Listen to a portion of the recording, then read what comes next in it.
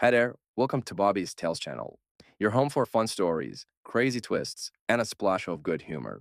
If you enjoy surprises, clever paybacks, and stories that make you smile, you're in the right place. Hit subscribe, ring that bell, and let's jump into the next adventure together. This thing hit me harder than a freight train, but I survived, and I'll take what's rightfully mine. The cockroaches in my Mexican hotel room were having a better vacation than I was. At least they hadn't been abandoned by their wives at Cancun International Airport, with nothing but a mocking note and a hangover that felt like someone had used my skull for batting practice. "Enjoy the adventure, babe," Rachel's note read in her perfect lawyer handwriting. The same handwriting that had signed our marriage certificate 12 years ago. The same handwriting that was probably signing divorce papers back home in Haven Mills while I sat here contemplating whether the brown stain on my pillow was chocolate or something far worse. My name is Paul Brennan, and 48 hours ago, I thought I was the luckiest coward in upstate New York. My wife had surprised me with a second honeymoon to Mexico. "All expenses paid," she said. What she didn't mention was that the expenses only covered a one-way ticket and 2 nights in what I'm pretty sure was a former meth lab converted into tourist accommodations. The morning started simple enough. Rachel and I were supposed to catch the 10:15 a.m. flight back to Albany. I woke up at 8, showered in what passed for a bathroom, and found her side of the bed empty. Not unusual. Rachel was always an early riser, especially when she had court appearances scheduled.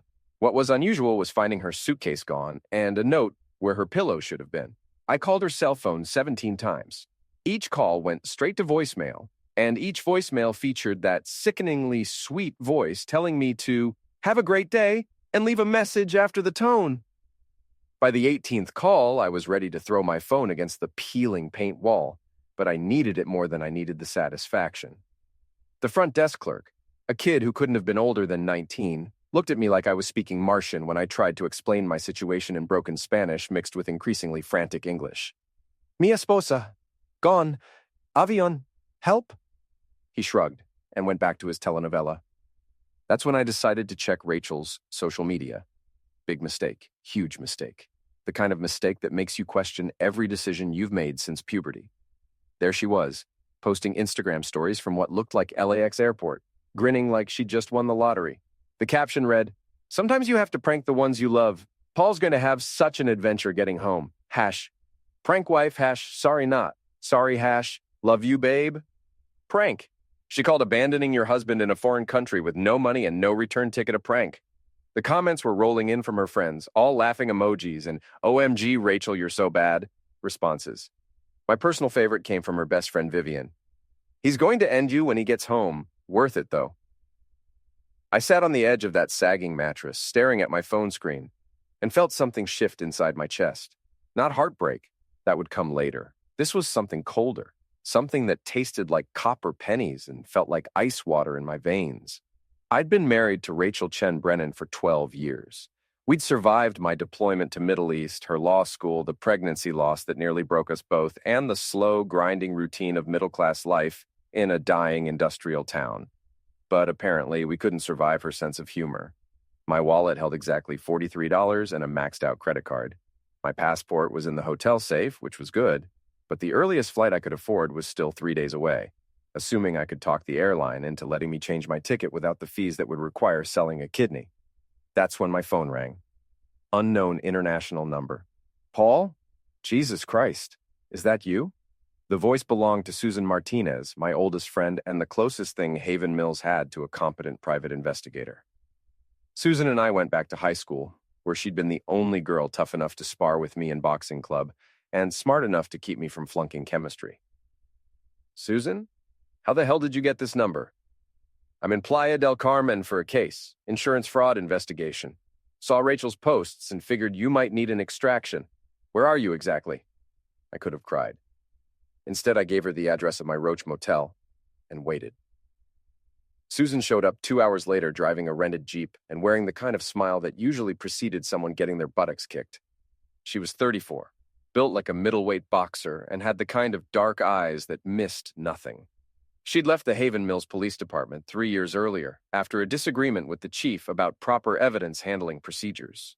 The disagreement had involved her fist in his nose. You look like hell, she said, tossing my bag into the back seat. Feel worse? How much trouble am I in back home? Define trouble. Scale of 1 to 10, where 1 is mild embarrassment and 10 is social pariah. Susan started the engine and pulled into traffic that seemed governed by the law of the jungle rather than any actual traffic regulations. I'd say you're sitting at about a 7 right now, but it's climbing fast. Rachel's been posting about this nonstop. The story's already made it to the Haven Mills Facebook groups. Half the town thinks it's hilarious. The other half thinks she's lost her mind. What do you think? Susan was quiet for a long moment, navigating around a bus that was held together with duct tape and prayers. I think your wife just made the biggest mistake of her life. The drive to Cancun took 3 hours through jungle roads and tourist traps. Susan filled me in on what I'd missed during my extended stay in paradise. Rachel had indeed caught the earlier flight, but instead of going straight home, she'd spent 2 days in Los Angeles visiting her sister. She'd been posting constantly, pictures of fancy restaurants, shopping trips, spa visits, all funded, apparently, by our joint savings account. She cleaned you out? Not cleaned out, but she took enough to make a statement. About $8,000. $8,000. That was our emergency fund. The money we'd been saving for a down payment on a better house in a better neighborhood. The money that was supposed to represent our future together. There's more, Susan said, as we pulled into the airport parking garage. Hit me. She's been seen around town with Chad Morrison. I felt my hands clench involuntarily. Chad Morrison owned 3 car dealerships, 2 restaurants, and had the kind of artificially white smile that belonged in a toothpaste commercial. He was also married to a woman who'd inherited more money than God and had the personality of wet cardboard. See now. Lunch at Romano's, coffee at that new place downtown. Nothing that screams affair, but enough to get people talking. The flight home was a nightmare of middle seats, crying babies, and airplane food that tasted like it had been prepared in the same kitchen as my hotel breakfast. But it gave me time to think, time to plan, time to let that cold feeling in my chest spread to the rest of my body. Rachel thought this was funny. She thought abandoning me in Mexico was a prank worthy of social media fame. She thought our marriage was a joke she could share with her friends for likes and comments. She was about to learn how wrong she was. We landed in Albany at 11:30 p.m. on a Thursday.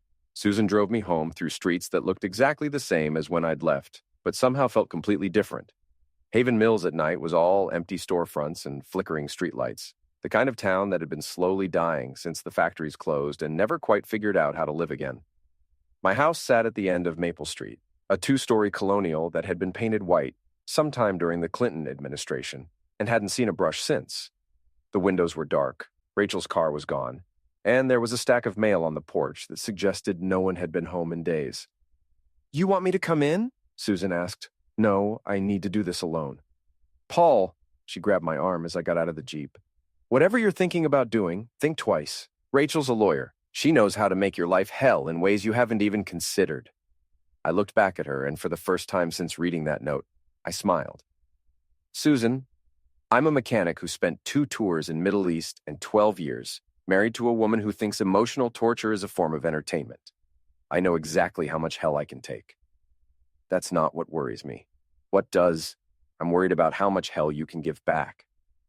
The house felt like a crime scene, not because anything was broken or destroyed, but because of what was missing. Rachel had been busy while I was enjoying my extended Mexican vacation. The living room was missing her reading chair, the antique lamp her mother had given us, and the coffee table we'd bought together at a flea market in Vermont. The kitchen was worse. Half the dishes were gone, along with the good silverware and the espresso machine she'd insisted we needed, but I'd never learned to use. The refrigerator held a carton of milk that had expired while I was gone and a note stuck to the door with a magnet shaped like a flip-flop, a souvenir from our first vacation together in Florida.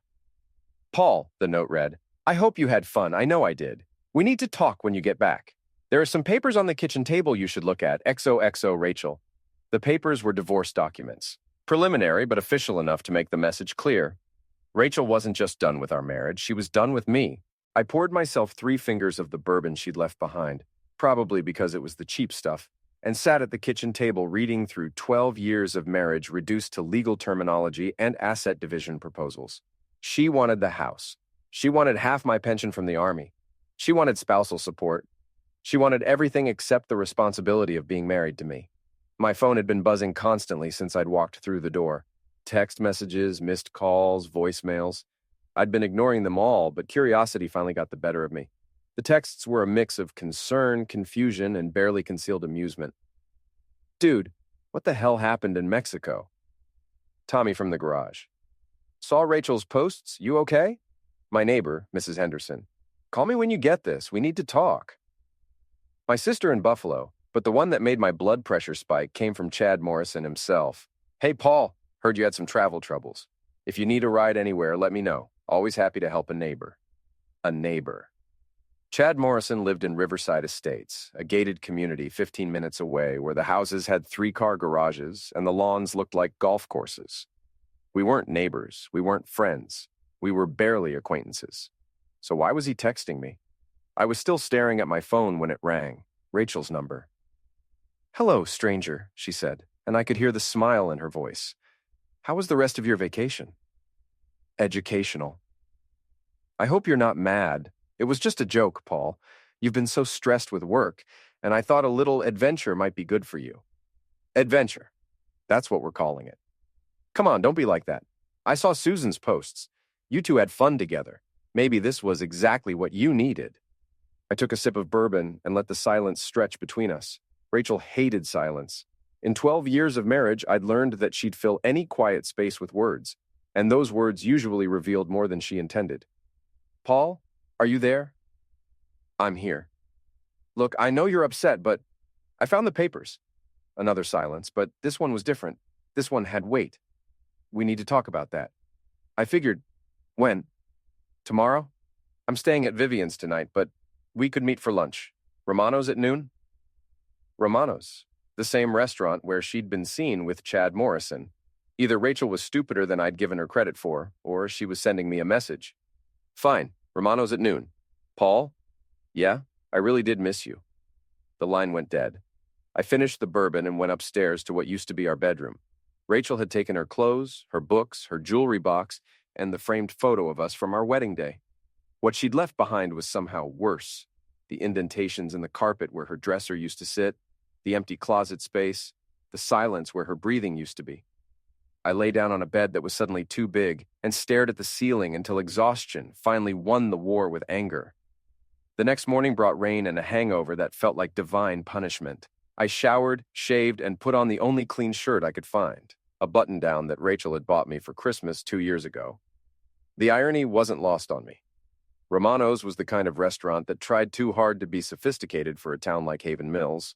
The waiters wore bow ties, the menu was printed on heavy paper, and the prices were just high enough to make ordering dessert feel like a financial decision. Rachel was already there when I arrived, sitting at a corner table wearing a black dress I'd never seen before and enough makeup to suggest she'd gotten up early to prepare for this conversation. She looked good, better than she had in months. Divorce apparently agreed with her. You look tired, she said as I sat down. I wonder why. The waiter appeared before she could respond, a kid who couldn't have been older than 20, and was clearly nervous about serving what was obviously going to be a difficult conversation. Just coffee, I told him. I'll have the Caesar salad and a glass of the house white, Rachel said, smiling at the kid like we were here to celebrate something. When we were alone again, she leaned forward and lowered her voice. Paul, I know you're angry, but I need you to understand something. This isn't about the Mexico thing. That was just bad timing. Bad timing. I've been thinking about this for months. We're not happy. You know we're not happy. I sipped my coffee and studied her face.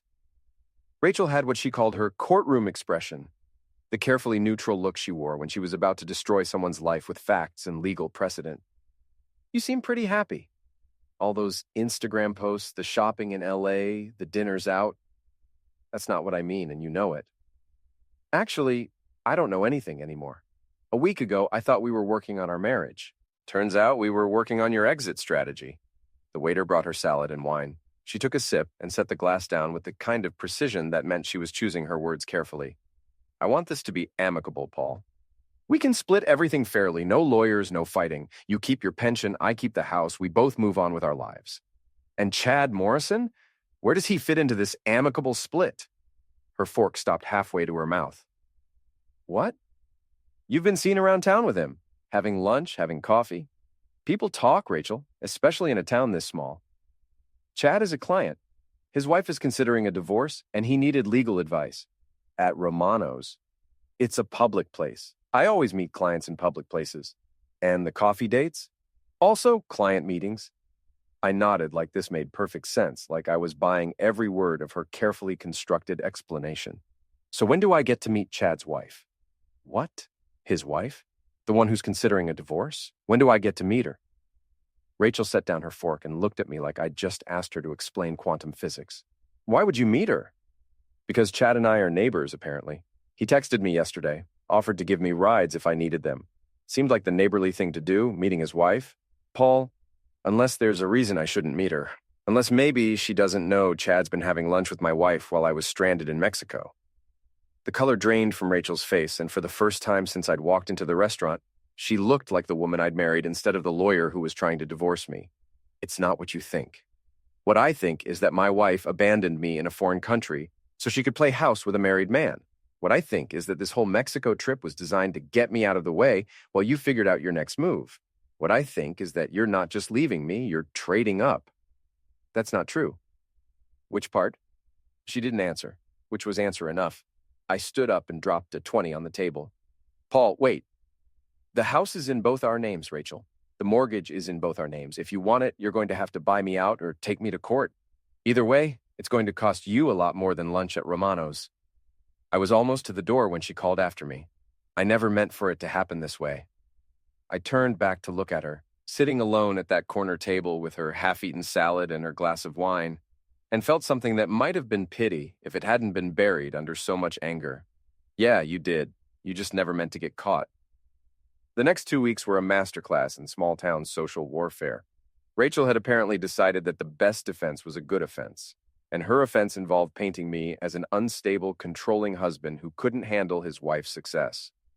The story, as it spread through Haven Mill's gossip network, went something like this. Paul Brennan had become increasingly jealous and possessive as his wife's law practice grew. The Mexico trip had been Rachel's attempt to rekindle their marriage, but Paul had ruined it with his paranoid accusations about her friendship with Chad Morrison. When Rachel had tried to give him some space to cool off, Paul had interpreted it as abandonment and was now stalking her around town. It was a good story. It had just enough truth to be believable and just enough fiction to make me look like the villain. More importantly, it was being told by a respected attorney to people who wanted to believe that successful women were sufferers and blue-collar men were threats. The first casualty was my friendship with Mike and Jennifer Walsh. Mike and I had been friends since high school, back when we'd played football together and thought we'd conquered the world by beating Schenectady in the regional championship. Jennifer was Rachel's college roommate and the closest thing she had to a sister. They invited me to dinner on a Thursday night, which should have been my first warning sign. The Walshes didn't do dinner invitations. We usually just showed up at each other's houses with beer and ordered pizza. Their house was a split-level ranch in the newer part of town, where the streets had names like Harmony Lane and Peaceful Meadow Drive instead of numbers. Mike met me at the door wearing khakis and a polo shirt, which was the second warning sign. Mike's idea of dressing up usually involved a clean t-shirt. Paul, good to see you, buddy. Come on in. Jennifer was in the kitchen, wearing an apron and the kind of smile people reserve for funeral visitations. She hugged me a little too long and a little too tight, the way you hug someone who's been diagnosed with something terminal. How are you holding up? She asked. I'm fine, Jen. Thanks for asking. We've been so worried about you. The living room had been staged for serious conversation. 2 chairs facing the couch, coffee table cleared, except for a box of tissues and 3 glasses of wine. I sat on the couch because it seemed like the designated spot for the person who was about to be talked to, rather than talked with. Mike cleared his throat and launched into what was obviously a prepared speech. Paul, we've known you for a long time. We care about you, and we care about Rachel. This whole situation has been hard on everyone. What situation is that, Mike? Jennifer leaned forward, her hands clasped in her lap like she was praying. Rachel told us about Mexico, about what happened when you got back. Paul, we're worried about you. Worried how? She said you've been following her around town, showing up at her office, confronting her clients. I took a sip of wine and tried to process what I was hearing. In the 2 weeks since our lunch at Romano's, I'd seen Rachel exactly twice. Once at the grocery store, where we'd nodded politely and gone about our business, and once at the gas station, where she'd driven away before I could even make eye contact. I haven't been following anyone, Jen. That's not what she said. Then, she's lying. The temperature in the room dropped about 10 degrees. Mike and Jennifer exchanged the kind of look that married couples use when they're communicating without words. Paul, Mike said carefully, maybe you don't realize you're doing it. Maybe you're just processing things differently right now. Processing things differently? What the hell does that mean? It means you're hurt and angry, and sometimes when people are hurt and angry, they do things they wouldn't normally do. I set down my wine glass and looked at my oldest friend. Really looked at him and saw something I'd never seen before.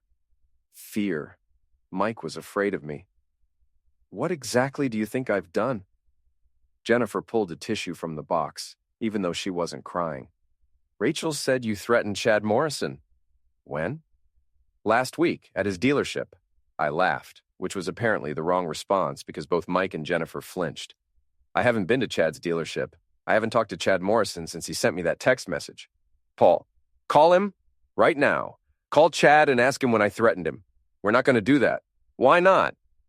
Because this isn't about Chad. This is about you and Rachel and the fact that you need help. Help. The word hung in the air between us like smoke from a house fire. What kind of help, Mike? Counseling? Therapy? Someone to talk to about what you're going through? I'm going through a divorce. I'm going through being abandoned in Mexico by my wife so she could have Zex, another man. I'm going through having my oldest friends believe lies about me without even asking for my side of the story. Jennifer started crying for real now, and Mike stood up like he was getting ready to either fight or run. That's enough, Paul. Is it? Because I'm just getting started. I stood up too, and Mike took a step backward. This man who'd played linebacker in high school, who'd served as my best man, who'd helped me move furniture and change oil and paint houses for 20 years, was backing away from me like I was dangerous. You want to know what I think happened? I said. I think Rachel told you I was stalking her because she needed you to choose sides. I think she told you I threatened Chad because she needed to justify whatever she's doing with him. I think she's been lying to everyone in this town, including you, and you're too invested in believing her to consider that maybe, just maybe, I'm telling the truth. Paul, please. I'm done, Jen. I'm done with this conversation. I'm done with this friendship, and I'm done pretending that any of you give a damn about what actually happened. I walked to the door, and neither of them tried to stop me. Paul? Mike called after me as I reached my truck. I turned back to see him standing in his doorway, still wearing that polo shirt, still looking like a stranger. If you need anything, I won't. The drive home took me past Chad's dealership, and I pulled into the parking lot on impulse. The showroom was lit up like Christmas, full of cars that cost more than I made in 2 years. Chad's office was on the second floor, behind windows that looked out over his automotive kingdom. I sat in my truck for 10 minutes, engine running, trying to figure out what I wanted to accomplish. I could go upstairs and confront him, demand to know what he'd told Mike and Jennifer about our supposed encounter. I could make a scene, prove that I was exactly the kind of unhinged ex-husband Rachel was painting me as. Or I could be smarter than that. I pulled out my phone and called Susan. I need a favor. What kind of favor? The kind that involves surveillance equipment and a complete background check on Chad Morrison? Paul, they want to play games, Susan.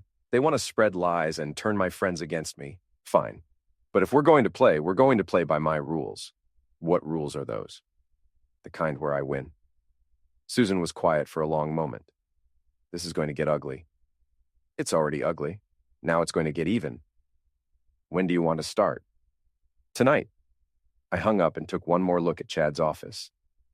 The lights were still on, and I could see him moving around behind the windows, probably counting his money or planning his next move with my wife.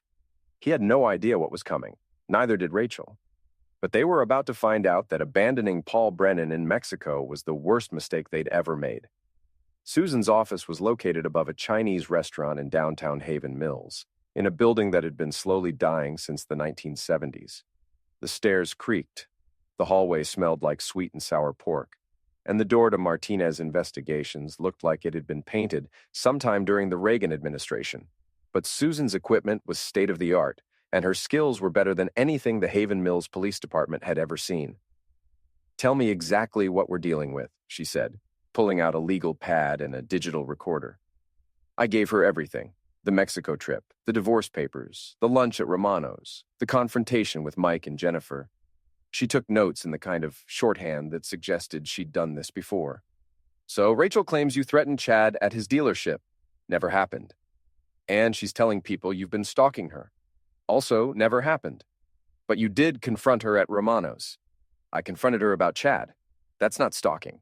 That's called having a conversation with your wife. Susan tapped her pen against the legal pad. Here's the thing, Paul. In a he said, she said situation, people are going to believe whoever tells the better story. Rachel's story is that you're an unstable ex-husband who can't handle rejection.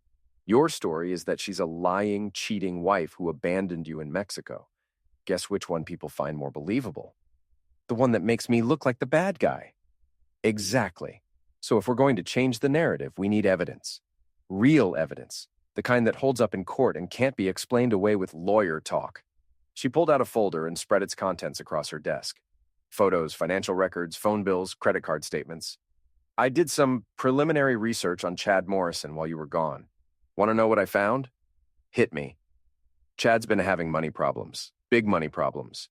His dealerships are leveraged to the hilt. He's got 3 mortgages on his house, and his wife's trust fund has been keeping him afloat for the past 2 years. So he's broke. Worse than broke, he's desperate, and desperate men make stupid decisions. She handed me a credit card statement with several entries highlighted in yellow.